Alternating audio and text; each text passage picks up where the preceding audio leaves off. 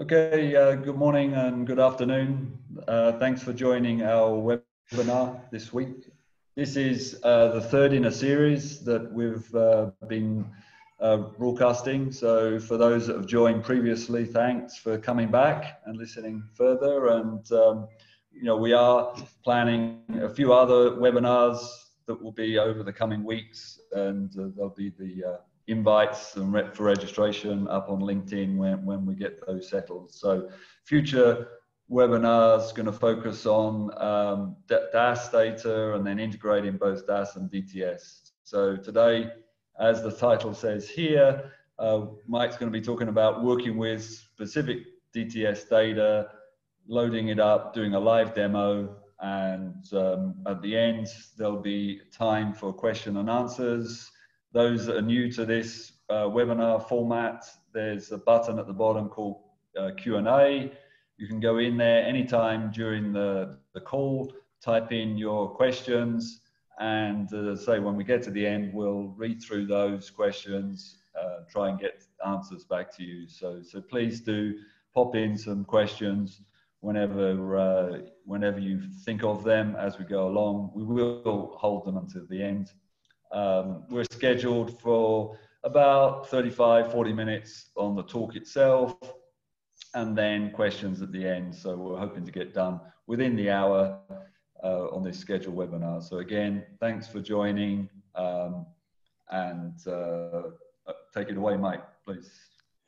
Thanks, Marvin. So as Marvin said, this is the third one that we've done. The first one focused in on some of the components of a fibre optic system as far as oil and gas applications are concerned, and we talked briefly about interrogation boxes and deployment options and what we can use this stuff for, and how it's becoming an increasing part of the business. And then in the second one, we focused in on the comparing and contrasting a distributed type measurement versus a point sensor type measurement, because we're all very familiar with running things on the end of slickline or on the end of cable and getting our measurements that way. And so what are the trade-offs between a distributed fiber type measurement and a point type measurement, and how they are combined. If we combine those two styles and types of measurement, it's actually a very, very powerful combination. And so the message from the very first talk that we did was we shouldn't be scared about fiber. It's becoming a normal part of business. We shouldn't be scared about data volumes and any reliability issues, etc. Again, these types of measurements are becoming more and more a part of normal business. And then likewise, because people are very familiar with wire and cable type deployment of point sensors, it was worth just pointing out some of the advantages of including distributed measurements along with that. So today, what we wanted to do, or what I wanted to do, was to attempt a live demo, and this is just with DTS data. So yeah, I forgot to do the intro slide. I've used this in the past too, so just a quick summary of what the heck I'm doing, who I am, just in case I forget. I can't remember who said this, and maybe somebody would ping Marvin the answer, but for live shows, never work with children or animals because they're too unpredictable.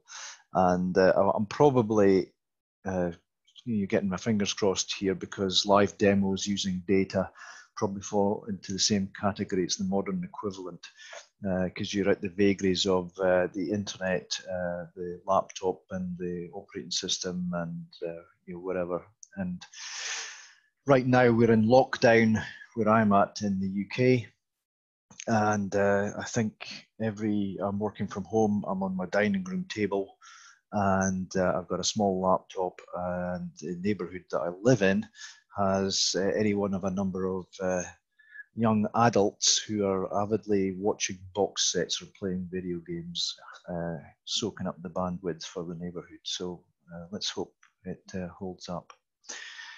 So what I want to do is to try and go through a little bit of a process that, or a stage process that I've used in the past to try and help make sense out of some of this distributed data that we're gathering. And I'm going to be using the SolarSense QuickView software because it's the one I've got access to. And I helped try and pull it together in terms of some of the features. This is a viewer only, so it is quite important to say it's quite a simple tool, but it is for viewing data. So we're not dealing with any inversion of the thermal profiles. We just purely want to have a look at it and then make some sort of visual interpretation from what we're seeing. There are way more sophisticated packages out there that if you wanted to do thermal inversion, you could do. But I'm conscious that for many of the applications and for many of the wells that we have out there, sometimes we just don't have the available information to do that inversion. The distributed nature of a measurement means that we get all the data from the overburden, and a lot of the time we rip through the overburden very, very quickly, and there's seldom the depth of knowledge and information about the overburden that we have compared with the reservoir section. And so any features that we see in the overburden may be difficult to apply thermal inversion to, but we can still look at the profiles and come up with some scenarios that we can test in terms of what's going on with just a viewer. So that's the software I'll be using today. And so let me just move out of this. So if I escape from this, move to my desktop. So what we have is the shortcut to the QuickView application itself, but we'll use this demo DTS dataset. And so if I open up the dataset, we've got a number of files here, 64 files that have been recorded. I think it's 5-minute increments on the data, and each one of these files is just a string of numbers. In this case, these were recorded from a SensorNet box, but there are many other DTS boxes out there. This is the one I had readily at hand. And so what we want to do is to import this data and have a look at it and see what it's telling us. So that's the folder that I want to access. So if we open up the QuickView application, and it's got a pretty a simple interface. So we've got the main panel here. Just expand this out. The main panel here, this is our working area, the working chart area, and I can create any plots or display my information here. It works very much on a project basis, so I can have different projects for example, if I had different clients, but here we're using the demonstration project. So the active project is demonstration. And then I've created a well. There's only one well in the project called example, but I could have multiple wells if necessary. If I could create another well by just hitting that button. And then there's the data within that well, a data summary. And so you can see that we can have DAS, DTS, engineering data, events, geology, or logs, all of which are available to us.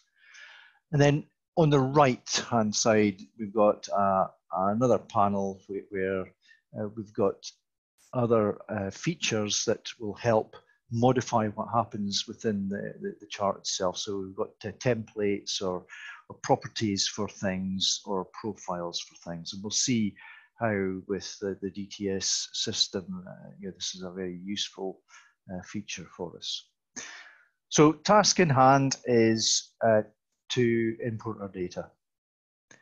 And so if I go into the import menu and hit the DTS import, and we're importing into example called example 1, and I want to browse to that folder. So here's my demo DTS data. Select all, and it's hoovered up, it's taken in all those files. So I've loaded up 64 files, and so there they are there. And I want to call this, let me see, so for DTS data, let's call it Marvin's data.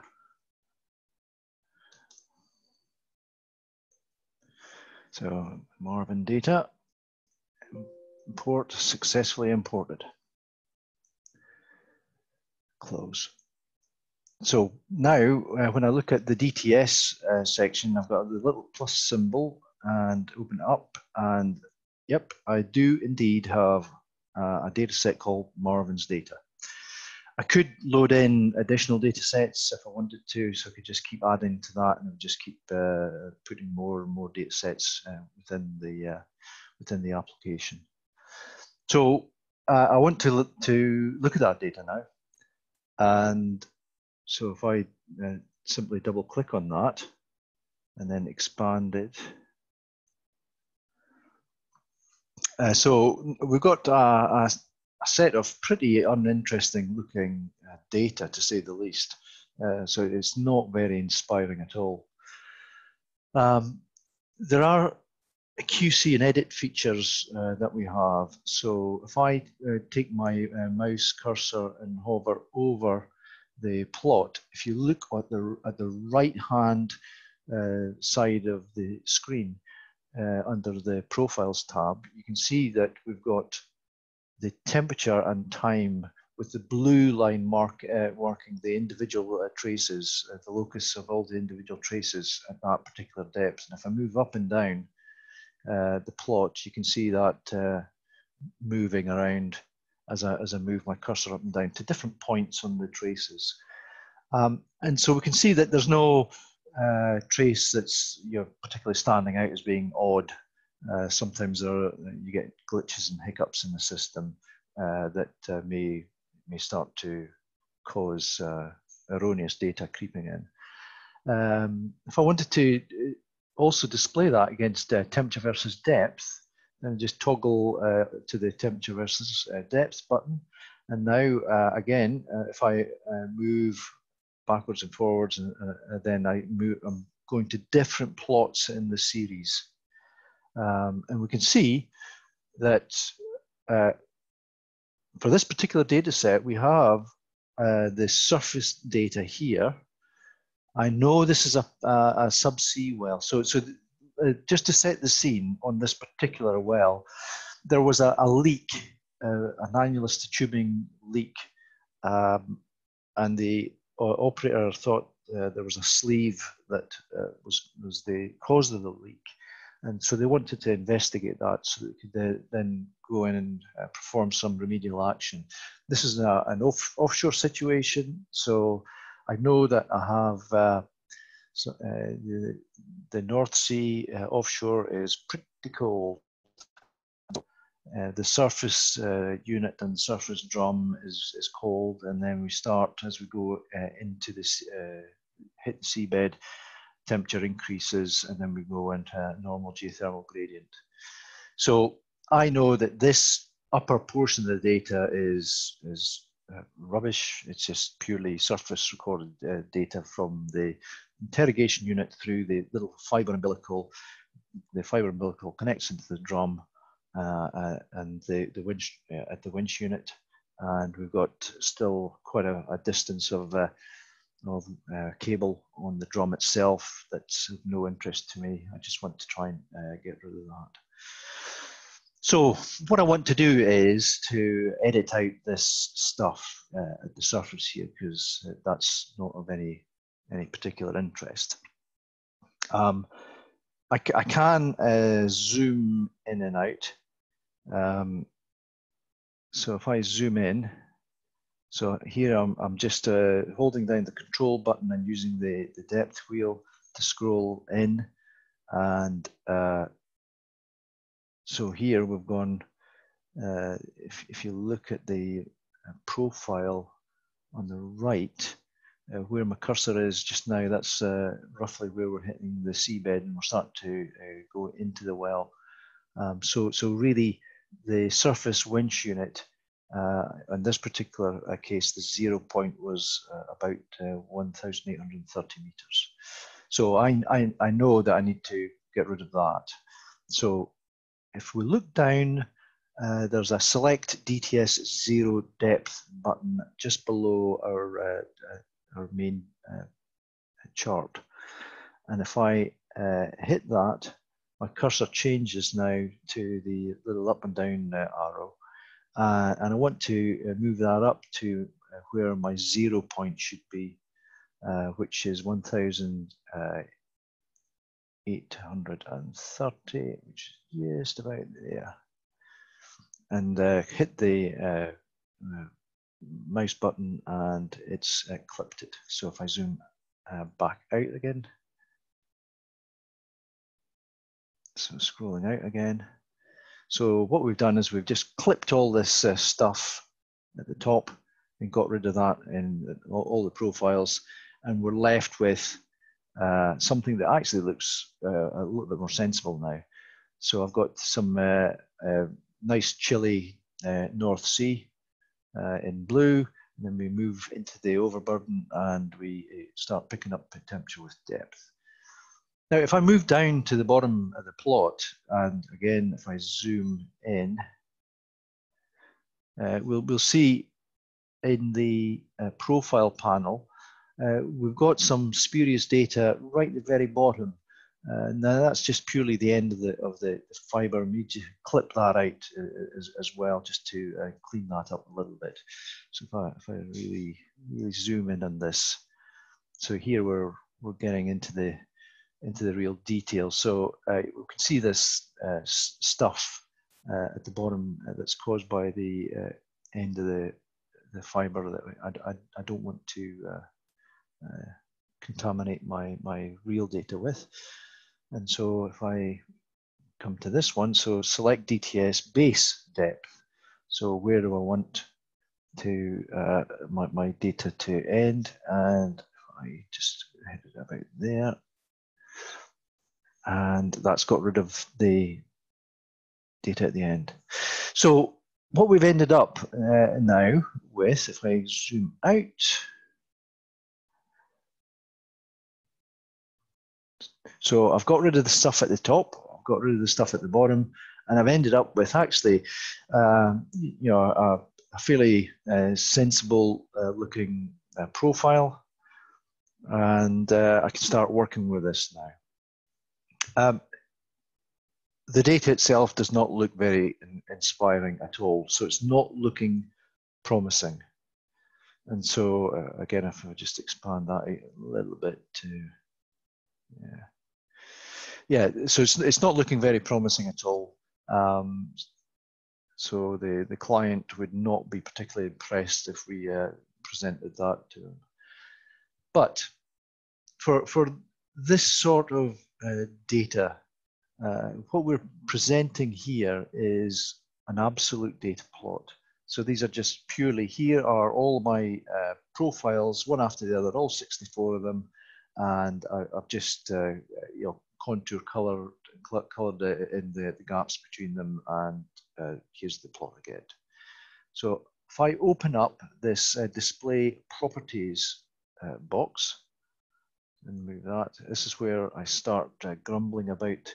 I'm working on my home laptop with a 15-inch screen, and so my acreage is somewhat limited, which is why I'm I'm trying to keep this as condensed as possible, otherwise I'll start running out of acreage. I need a somewhat bigger screen. Right, so what we have here is we've got Marvin's data set, and it's an absolute temperature display. And what I want to do is to look at a temperature difference, because I know that we took some actions in this well. So we actually had a bleed period. So what I've done is I preloaded this. So if I go into events and a time event, I'll just move this over just a shade. Yeah. So if I go into time event and then edit. So I've got two events marked. So event the annulus and then shut in the annulus. And so these are the two events that I've added in. I could add in more just by adding another row and just typing in the date and time and then what event it is. But let's just close that one just now. So I want to add those in. So here are these two events up here. Add those in. So event annulus, shut in annulus. And those are just reference markers so that I can see are there any changes going on.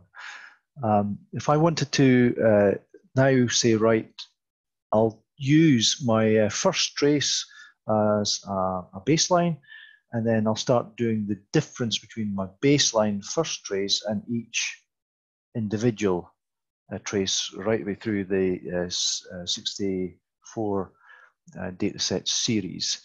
And then let's see if that gives us anything better to look at. So what we want to do is to have a relative difference and see if we get any more interest.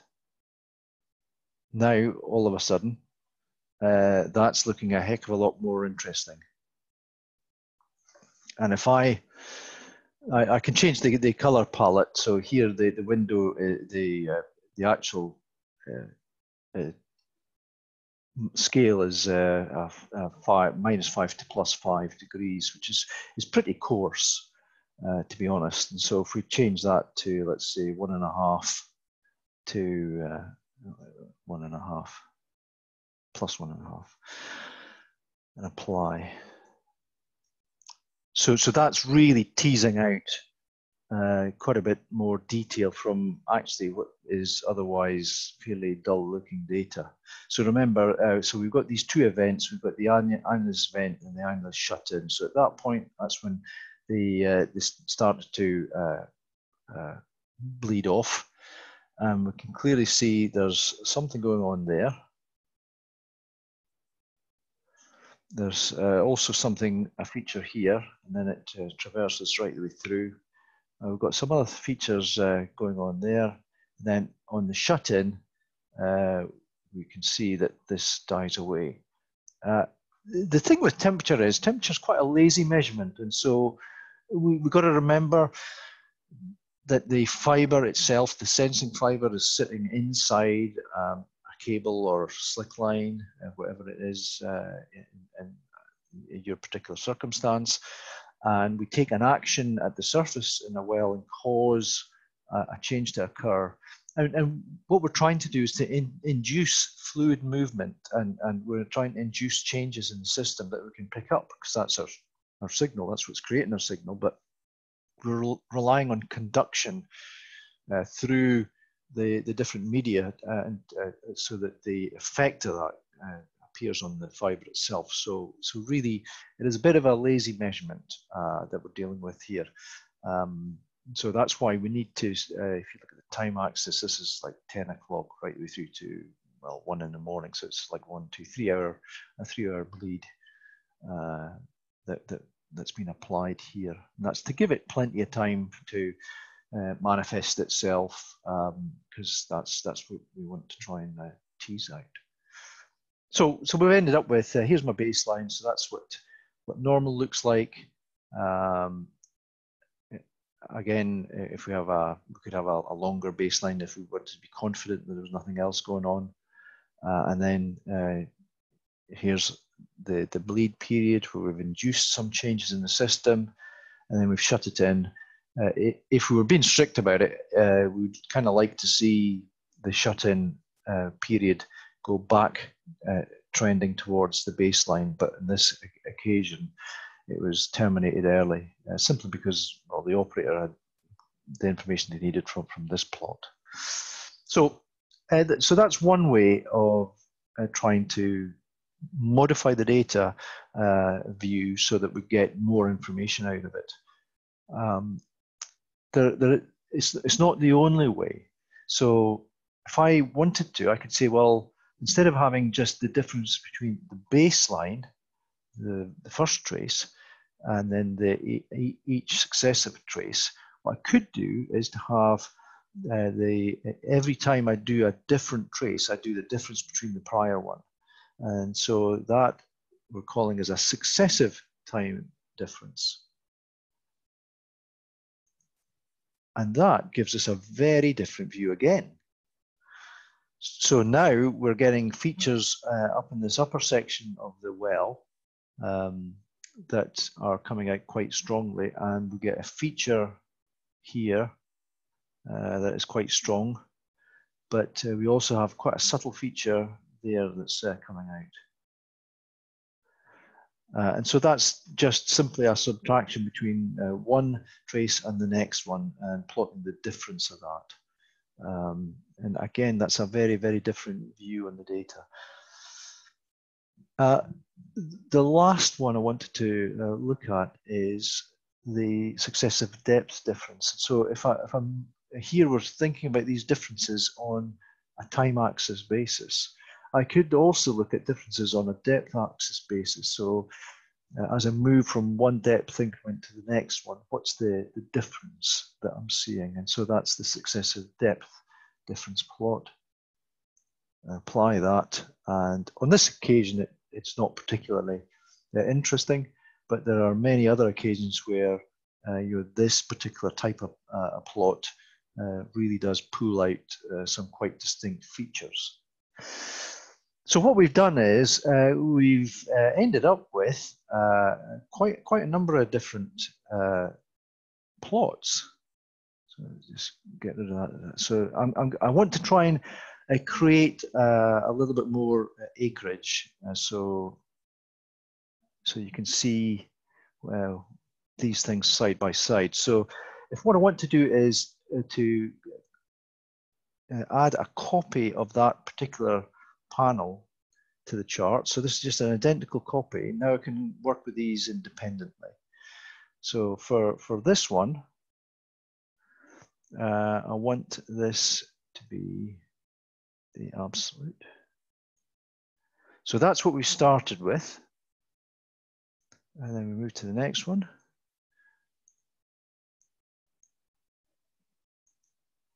And that's the basic data once we've clipped it. This is the data once we've done a successive difference plot. So sorry, yeah, relative difference plot. Just squish this up. This really is where my my acreage starts to tell. I'm trying to show these things side by side so you can get a flavour of how marked some of these changes are. Successive time difference, yeah. So this is the same data. It's all this Marvin data series that we've imported. We've just got rid of the rubbish at the top and base. And these are quite markedly different views of that same data set. And so going from an apparently fairly uninteresting piece of data, we can really tease out quite a lot of detail in that. So I think I just want to get rid of this one just to give me a little bit of space. Again, it's a very graphical, intuitive type package. So here I've just selected that particular column, and I'll just hit the X, and it gets rid of it. If I don't like the order, I want this one to the left, you can just hit the left or right button. Yeah, you can swap them around however you wish.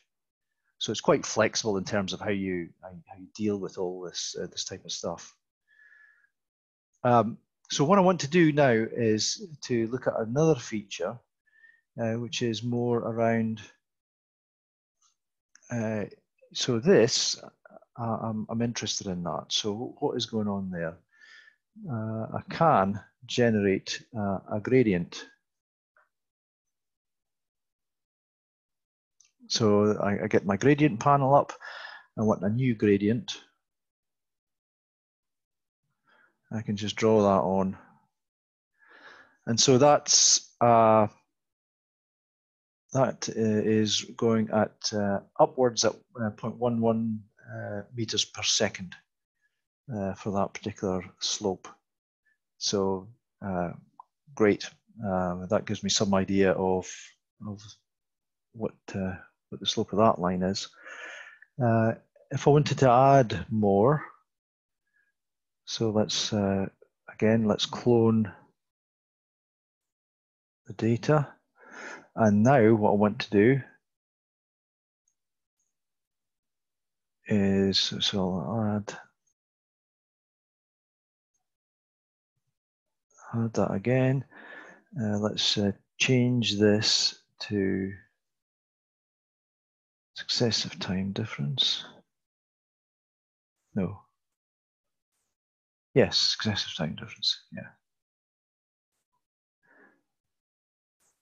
And that's looking interesting. So now let's do new.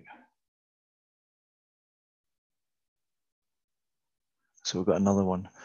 So we've got two gradients here, one going down at 1.1 meters a second, one going up at 0.01 meters a second.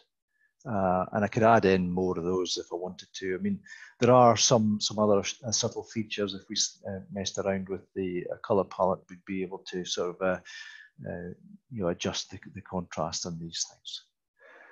So that just gives you an idea on how I can tease out features. Now let's again create some acreage. Stretch this out a little bit. So we talked a little bit about adding in some annotations, and so we had the time events that we added in. Time events. So the annulus vent, annulus shut in. I could also have some discrete depth events. So there's definitely something going on here. And I know that I've got a slope at this point here, and I know I'm venting the A annulus. So I'm surmising or I'm making the assumption that this might be liquid moving up the annular space as I'm venting it off. And so that could be a liquid interface change. And if I look at the point of convergence for that slope, and then this thermal feature here, it's about there. And again, here I've got a sleeve leak roughly at that sort of point. If I wanted to have a look at engineering data, so for instance, here I've got completion elements, and that's where my slide and sleeve is. So what we have is we've taken the client's completion data.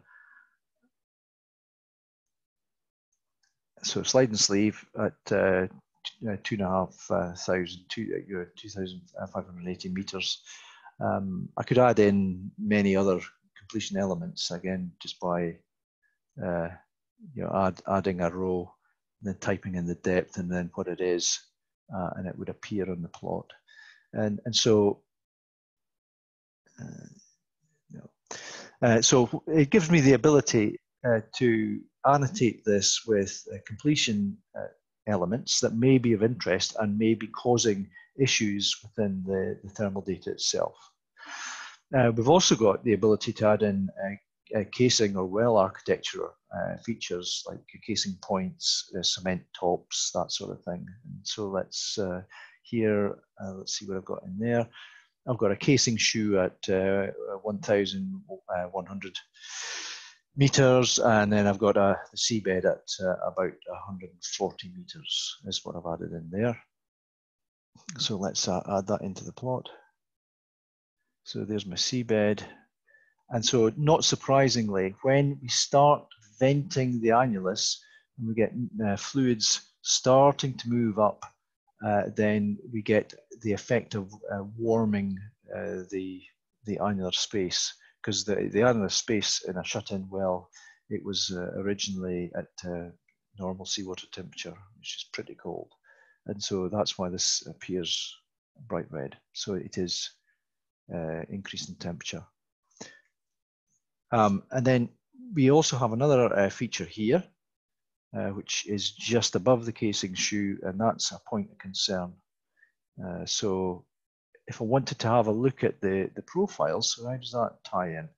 So again, if you look at my my cursor on the main plot, and then the right hand depth trace, roughly where my cursor is just now, we can see there's a little wiggle in the profile there. And so there's clearly a thermal gradient moves up to this point. There's something going on at that sort of depth. It takes a different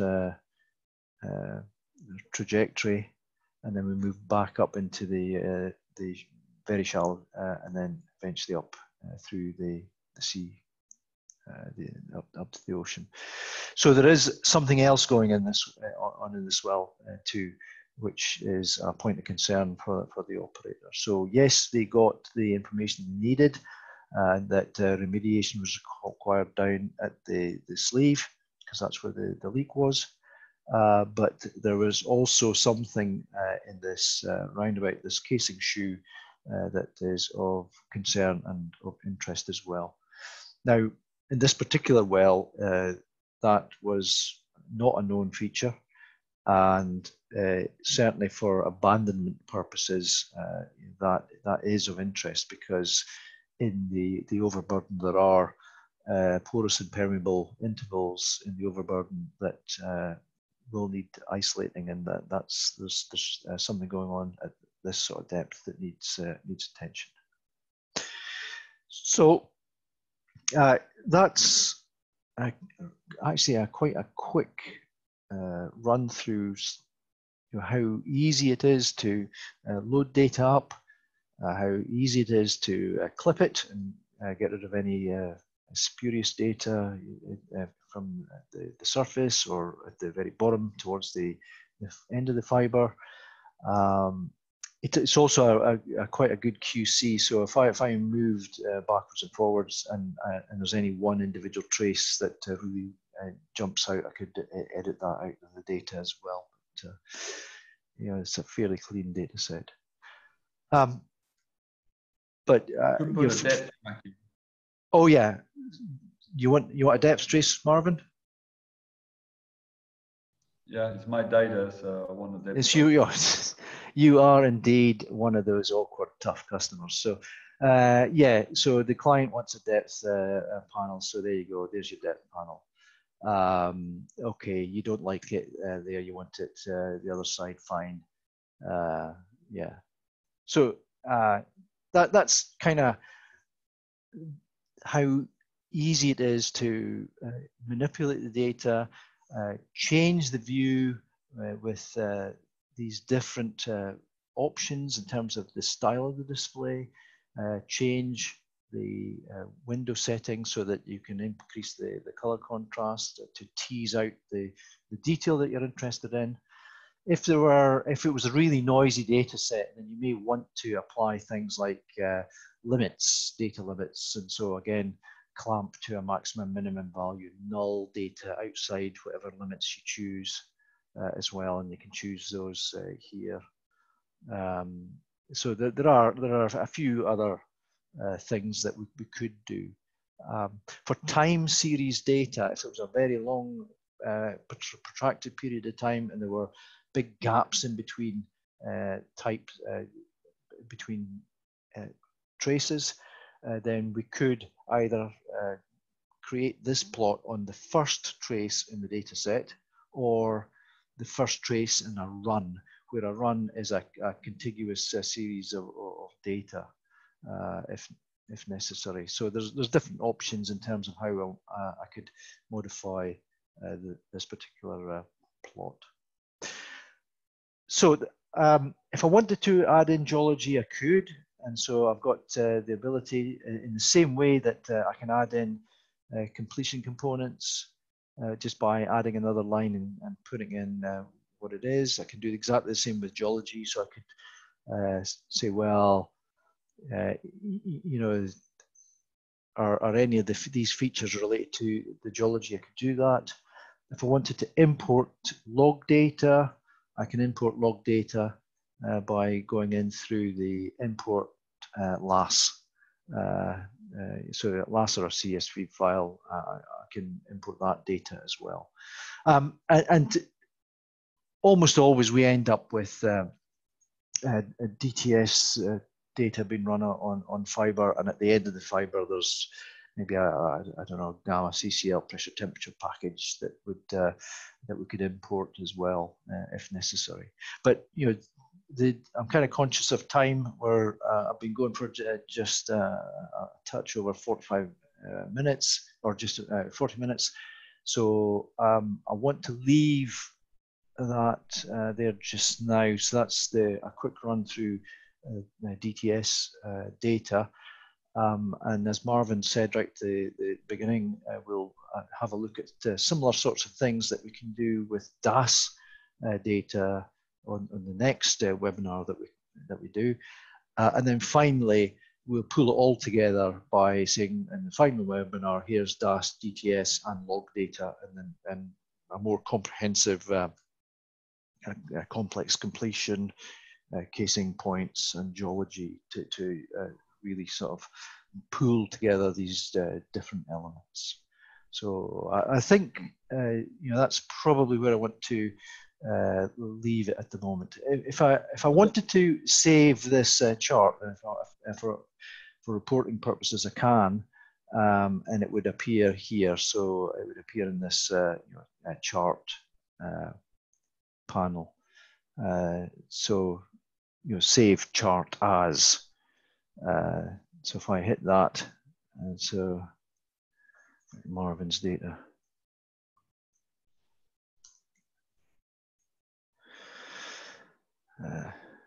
Okay, and it's saved it.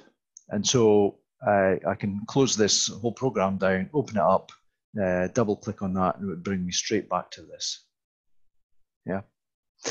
And then likewise, if I wanted to produce a nice picture for a report, or a figure for a report or a slide, export the chart, and save it on your desktop or whatever for use elsewhere. That's. I want to leave that and allow some time for any questions, if anybody has any questions. Thanks. Thanks, Mike. I have one quick question. There's another question here, but just with regards to the gradient here, and you're showing this 0.1 meter per second upwards gradient, and you're saying it's probably a liquid level. I assume then that if you knew the volume of the annulus, you could actually estimate the leak rate from that information. Yeah, and indeed, for this particular well, that is exactly what we did. Yeah, yeah. And so we estimated the leak rate, and the thing that we're not showing in this example, and I don't want to spoil it for the future webinars, because this series of webinars does build. So I'll leave the excitement for when we do the next one, so you can see what's going on in the the DAS data, because it backs up what we're seeing in this. And then the final one where we pull in DAS, DTS, and the log data, then the whole lot really starts to gel together quite nicely. Okay, so there's a question here that says, does the DTS data need to be calibrated in any sense with traditional PLT data? Obviously, we're talking about temperature here. Yeah. So that's a really good question, because if I had a temperature on a conventional PLT at the bottom of the tool string, at the bottom of the fiber string, and I would end up with a temperature profile from let's say the platinum resistor running in and also on the way out again. And I could take those two periodic measurements and import those into my log section and then display those alongside this. And it's a really good cross check on your depth control and depth matching, because certainly with a PLT, you've got gamma, CCL, pressure, temperature, spinner, gradius, etc. So you've got quite a range of sensors, and if it's run on wire or cable, then you're with your gamma CCL, and that's you can tie into your primary depth control that way. And so if you absolutely wanted to nail depth, then I always like to have pressure temperature at the bottom of my tool string to allow me to really get the depth nailed, and also if it's a very noisy temperature environment to allow me to correct this. So here we can see a little bit of stripiness in the data. We never went into how I can remove that because here we're only looking at the DTS data. But there is something down here, select DTS reference depth. So if I had a downhole pressure gauge, or if I had something that I'm pointing to as a reference temperature, I could set that here and then flatten the whole plot that way.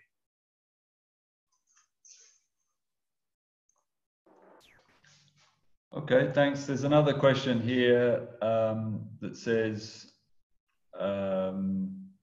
it says in some cases we also have downhole pressure data. Can we integrate that with the yes data? Yes, and again for the same reasons as with temperature. I mean, I to be really brutal about it, I really like to have DAS DTS and a more conventional traditional point sensor package at the bottom of my fiber. And so running that as a set, then all of a sudden you take the value of that data up several orders of magnitude, because you're really you're playing the pros and cons, the strengths and weaknesses of each sensor against each other. In this case, with pressure, what we gain from pressure in this particular well is, as I run in, I see where the liquid interface is on the tubing side on the way in, and then also on the way back out again. And so I end up with a notion about how the liquid level has changed in the tubing, pre and post the DTS survey, and that did change. And then also tie that in with some of these liquid level rises too. And so not all of this is just purely from below. We can see it's heating up quite significantly below that leak point. It takes quite a while to kick in, but then when it does kick in, it does heat up. And so, some of the liquids have U-tubed a little bit as well. And so how much came from the reservoir, how much was from the tubing itself, and to give me that rate of increase in the annular space because I'm venting the annulus. And so again, working with the surface pressures, the hydrostatics, and again, your absolute crucial is to make sure that we note the pressure on the annulus and tubing side when we're doing these well integrity type operations. And also to note either if we can get a rate for how much has been bled off, then that's really useful. And at the very least, what sort of fluid it is it gas, liquid, oil? So that we can then start working with the hydrostatics to really tease out the value of this stuff.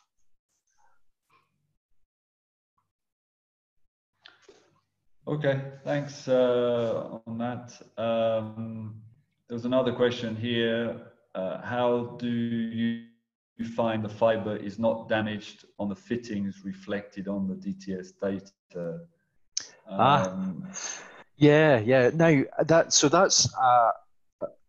that is a really good question, because a lot of the time we get into the habit of we're so glad we got in the well. We plug the DTS box into the connector on the cable drum and start the survey. And strictly speaking, what we need to do is to perform an OTDR survey to make sure that all the connections are okay and that we don't have any losses or any breaks in the system, or otherwise the data starts to get, could be noisy. And for the sake of just making sure we've got a clean connector, why wouldn't we do an OTDR survey on it? Now, certainly with the SolarSense Viavi DTS box, part and parcel of, as soon as you switch that unit on, it will perform an OTDR check before it starts acquiring the DTS data. And so I've always got the option or I've always got the ability to look at the OTDR trace to make sure that there are no adverse breaks in the system, or a connector hasn't got some dirt on it or been damaged. And it would be very frustrating to catch a data set, and then only once you got to the processing and interpretation side, decide that, oh, actually it's a bit noisy and we should have maybe checked the connectors and made sure there was nothing we could have done to help improve it. Okay, yeah, I mean, I think that's more about the operation side with the DTS units. I mean, as you mentioned, there's a lot of different DTS units out on the market. Some of them are, and there's different ways of configuring them. Maybe single-ended, double-ended. There's single wavelengths, double wavelengths. It gets quite involved.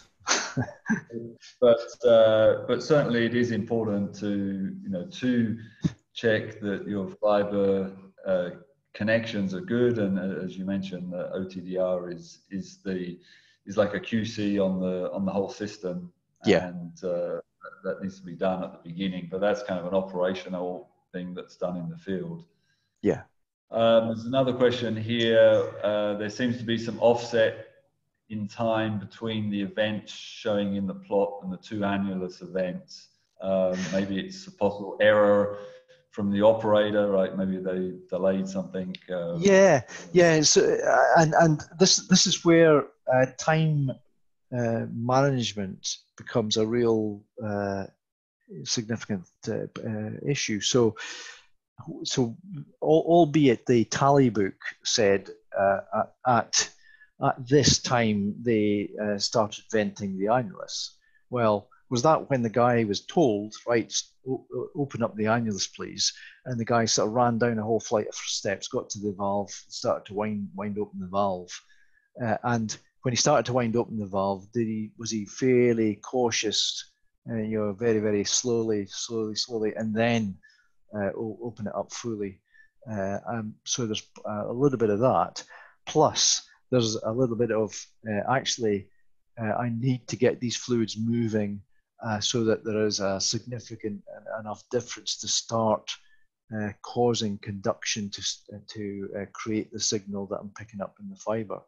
And so almost inevitably with a lazy measurement like temperature, there will be a lag as you take an action, and then it takes a fixed period of time for it to manifest itself on the fiber itself. So yes, I absolutely agree that you look at this and think, well, okay, so when there's a bit of a lag there, and also there's a little bit of lag when we shut in. So what's going on? Is that just so these times, are they accurate when they were recorded, or is this just the whole latency within the the thermal mass of the system? You have to work with the data that you're given, and so that's why I'm always a little bit treat with a little bit of a pinch of salt when people say, yes, we did this at this time. Okay, thanks. There's a question here about calibration procedure between the DTS length and, or I guess the fiber length and depth, let's say true depth. I mean, I think you mentioned before about, if you have a point sensor at the bottom that's recording a CCL, for example, then you're going to get that log as you go in and out, and that can be tied in to the temperature data. Yeah, I depth control is an important issue. There's no question about it, and depending on how the individual interrogation unit is set up, I mean, you could be anything, plus or minus 1 meter, plus or minus 3 meters, plus or minus 10 meters, depending on how the unit is set up. And sometimes we have to trade off depth resolution for against time or temperature resolution. There's only a certain amount of energy available in the system. So you're never going to be as accurate with a distributed measurement as you can be with a point measurement. But the killer advantage of a point measurement is our reference depth. Where is the primary depth control coming from? And it's probably from the composite gamma ray from the well. And this is my, I guess, petrophysics background coming in, which is if I want to nail depth, then I have to have a reference depth to point to say this is the one that we're deeming to be correct. And it's almost always going to be, I don't know, the composite log for the well or the first gamma run in the completion once the completion's being landed. And it's up to the operator to choose that. But that's why having a gamma CCL at the bottom of the tool string really helps nail it. Otherwise, we're kind of reduced to saying, well, it's kind of obvious in this data where the seabed is and where this the seawater begins, because we get this big ramp up in temperature. But then likewise, the completion features and other things within the well, either a change in formation or a change in casing, can also manifest itself. So yeah, depth control is a big issue. I'm not a particular fan of doing surface tap tests on offshore platforms because they're inherently very noisy. It's quite different if you're on land or in the middle of the desert or the jungle, where there's maybe not quite so much noise going on around on the rig site. But certainly a platform in the North Sea is a very noisy environment. Yeah, I mean, sometimes a zero reference is done on temperature with a bag of ice or something at a point at surface. And that's, but I'm not a fantastic fan of that. Personally, I'd rather go with the gamma CCL on the bottom. Call me old-fashioned. Okay, there was a question here. Thanks. And I'm not sure I fully understand, but I'll read it out. The question was, how is affected the DTS data if the sonde is not centralized? I think maybe the fiber it means. Yes. Oh, sorry. The question goes on. How are the mechanical effects over the fiber, such as friction or hitting or lifting, especially in gas wells with big casing sizes? So I think that may be if the fiber's moving around, maybe. I think that's what it means. So with the temperature data, with DTS data, then I am relying on conduction to get the signal from wherever it is in the well. It's either fluids moving in the annulus or the casing or changes that I'm picking up, and then that has to sort of work its way through the wire or cable. And so if it's a gas well, then the thermal properties for gas are quite different to liquids, and so you will see that contrast. But I think here we're interested in creating an image and a relative difference between one state of the well, which is my baseline. So here's my baseline, and so I can see what normal looks like. And then I make a change in my well, a vent in my annulus, and then I've got all of this signal appear. And that looks very different to my baseline. If I wanted to do thermal inversion, then absolutely I've got to worry about where is the fiber in relation to the heat source and what are the thermal properties of all the different things, the steels and the cements and the formation and the fluid PVT properties.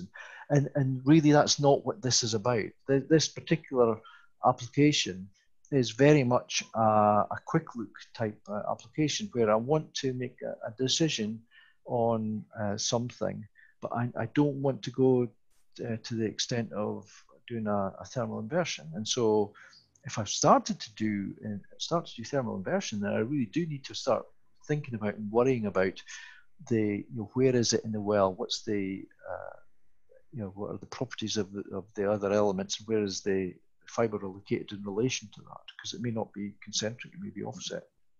Yeah, I mean, maybe I'm not sure about the friction here.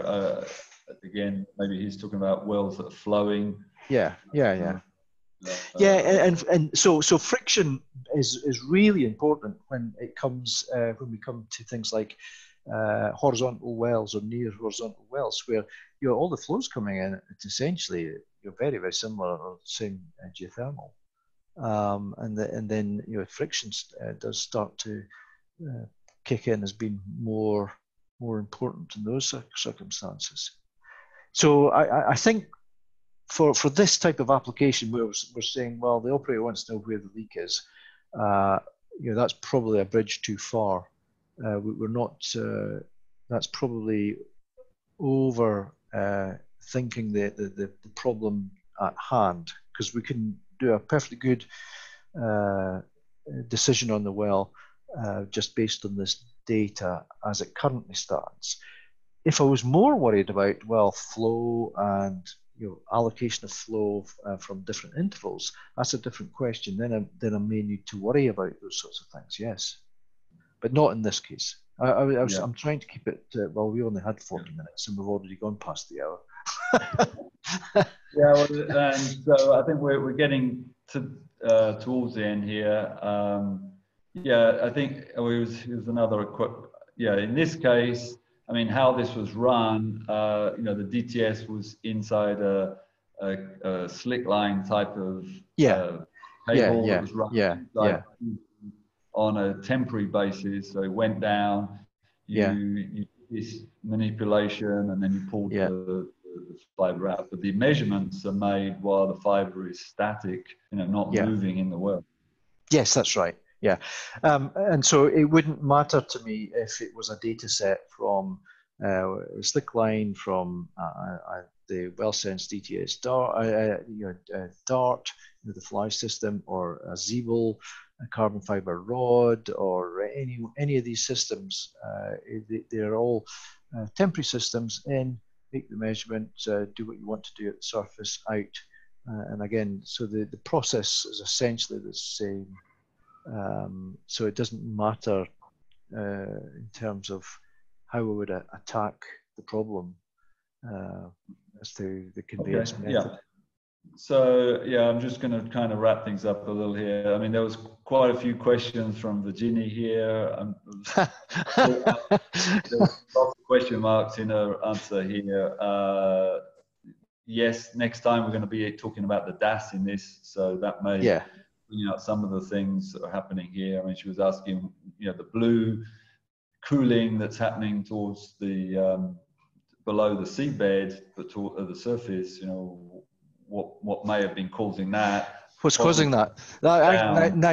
Now, because it's Virginie who's asking, I'm more than happy to just say, here the minimum temperature is at this point there, yeah? And so if you look at the right-hand profile, you can see there's a minima, and then the temperature increases above that point on the profile. And so if I have any movement of fluid, so in the baseline, yeah, I'm on the baseline, and so if I have any movement of fluid from there upwards, it's cooling it. It's cooling it. Right. So this cooling is actually commensurate with the shape of that static profile. Yeah, so that's how I can explain that cooling. I cannot explain that hotspot though. That is odd. And you can see it there, right there. So yeah, no, Virginie is absolutely right. It looks a little bit strange, but there is a perfectly good explanation for it. Yeah, I mean, you could zoom in and actually show that a bit closer, right? Yeah, I could do, yeah. Test your mouse dexterity. Well, this is it. My mouse dexterity and yeah. So here. So if I could, so now when you look at this, because it's been expanded so much, you lose the how much the slope is. But anyway, that's the minimum is about there. Yeah, because here it's getting hotter, and then from that point up it's getting hotter. So if I vent the annulus and there's a general movement of fluid up the way, up the annulus, then this warmer stuff is going to this cold stuff here is going to warm anything above that point to this level, which is exactly what we see. So if I stand back broad brush and look at this block here, it's blue dominantly because it's this shape of this profile.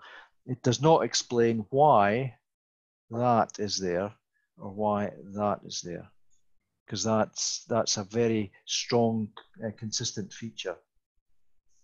Anyway, but okay. Yeah, yes. As I said, we're wrapping things up now. Yeah. So Actually, I'd just like to say that it's always nice that Virginie is asking pertinent questions. So thanks, Virginie. So yeah, quite a few questions. I didn't get them. I'm sure she did. So the last question here was, I mean, was someone talking about, you know, more on the business side, which is, you know, how is this software? Is it, you know, are we providing a service or selling this or renting? The answer to that is that, yeah, the software is available actually on a subscription basis, so you could consider it a rental, but it's you know, the subscription, meaning you pay per time to have access to it. So, well, I think the short answer, Marvin, is fire a request to you, and you'll, I'm sure, provide them with a quote. Yeah, the model is subscription. Yeah, subscription. Yes. For the software. Okay, that's the last of the questions. Thanks everyone for joining. Hopefully this has been helpful. As we said, there is going to be some more following, and this data set is actually going to be used again with some of the other data that Mike had mentioned. So we'll be posting the registration for that on LinkedIn in the coming weeks. Don't have a date yet for that. Thank you again. If there are any other questions, you can certainly fire them off to the email. And again, appreciate you joining, and thanks, Mike, for the presentation.